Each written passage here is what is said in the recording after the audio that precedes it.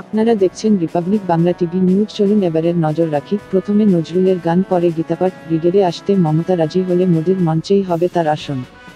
আগামী 24শে ডিসেম্বর কলকাতার ব্রিগেড ময়দানে লক্ষ্য কণ্ঠে গীতাপাঠ কর্মসূচি। আসার কথা প্রধানমন্ত্রী নরেন্দ্র মোদী, তবে আসবেন কি মুখ্যমন্ত্রী মমতা বন্দ্যোপাধ্যায়? এখনো সময় পাওয়ার আশায় উদ্যোক্তারা। প্রধানমন্ত্রী নরেন্দ্র মোদীকে আমন্ত্রণ জানানো হয়ে গিয়েছে, তিনি আসবেন বলে কোথাও দিয়েছেন। ব্রিগেডে লক্ষ্য কণ্ঠে গীতাপাঠ কর্মসূচির সব কিছু ঠিক হয়ে গেলেও এখনও ভাবনা রয়েছে মুখ্যমন্ত্রী মমতা বন্দ্যোপাধ্যায়ের আসা নিয়ে। আয়োজকদের পক্ষে জানানো হয়েছে, ইতিমধ্যেই মুখ্যমন্ত্রীর কাছে আমন্ত্রণ জানাতে যাওয়ার জন্য সময় চাওয়া হয়েছে, কিন্তু তিনি এখনও দেখা করার সময় দেননি। সময় দিলেই সাধু সন্তদের দল যাবে আমন্ত্রণের চিঠি নিয়ে। মমতা আসতে রাজি হলে প্রধানমন্ত্রীর মঞ্চেই থাকবে তার আসন। বৃহস্পতিবার সাংবাদিক বৈঠক করে নিজেদের এই সিদ্ধান্ত জানিয়ে দিলেন গীতাপাঠ কর্মসূচির আয়োজক সংস্থার সহ সভাপতি নির্গুণানন্দ ব্রহ্মচারী। তিনি বলেন, আমাদের কর্মসূচির সঙ্গে কোনো রাজনৈতিক সম্পর্ক নেই। প্রধানমন্ত্রী নিজে থেকেই অনুষ্ঠানে আসতে চেয়েছিলেন, সকলের সঙ্গে গীতাপাঠ করতে আগ্রহ প্রকাশ করেন। মুখ্যমন্ত্রী রাজি হলে তাকেও যথাযথ সম্মানে স্বাগত জানানো হবে। যা ঠিক আছে, আগামী শনিবার ব্রিগেডে ভূমিপূজন করে মঞ্চ বাঁধার কাজ শুরু হবে। ইতিমধ্যেই কলকাতায় এসে যাওয়া পুরীর মন্দিরের ধ্বজ তার আগেই স্থাপন করা হবে ব্রিগেড ময়দানে। দুটি পৃথক মঞ্চ বাঁধা হবে, একটি সাংস্কৃতিক কর্মসূচির জন্য এবং অন্যটি অতিথিদের বসার।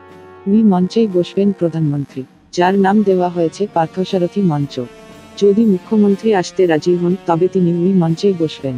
এছাড়াও থাকবেন রাজ্যপাল সিভি আনন্দ বোস এবং দ্বারকামঠের বর্তমান শঙ্করাচার্য স্বামী সদানন্দ সরস্বতী। অনুষ্ঠানের সূচনায় হবে একটি শোভাযাত্রা। সেই শোভাযাত্রায় থাকবে মহাভারতের যুদ্ধ হওয়া কুরুক্ষেত্রের মাটি। শোভাযাত্রার মধ্য দিয়ে যখন শঙ্করাচার্য মঞ্চে উঠবেন তখন সাংস্কৃতিক মঞ্চে হবে গান। কাজী নজরুল ইসলামের লেখা হে পার্থসারথী, বাজাও বাজাও পাঞ্চজন্য শঙ্খ, চিত্তের অবসাদ দূর কর কর দূর হয় ভীত জনে কর হে নিঃশঙ্ক গানটি। 60,000 শঙ্খ বাজবে সেই সময়। এরপরে আসবেন প্রধানমন্ত্রী সহ অন্য অতিথিরা। যা জানা গিয়েছে, মোদী মঞ্চে আসবেন বেলা 11:30 নাগাদ। গীতাপাঠের অনুষ্ঠানে নজরুলের গান।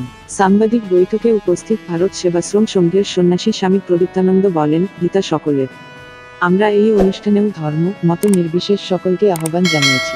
আর নজরুলের এই গান তো বাংলার সব মন্দিরেই গাওয়া হয়, বিশেষ করে গীতা জয়ন্তীর দিনে এই গানটি গাওয়ার রেওয়াজ রয়েছে। প্রসঙ্গত, এই কর্মসূচির প্রচারেও ব্যবহার করা হচ্ছে নজরুলের লেখা পঙ্গতি, ধনুকে টঙ্কার হানো হানো, গীতার মন্ত্রে জীবন দানো। সবার আগে সব খবর পেতে চ্যানেলটিকে সাবস্ক্রাইব করুন, লাইক কমেন্ট শেয়ার করুন।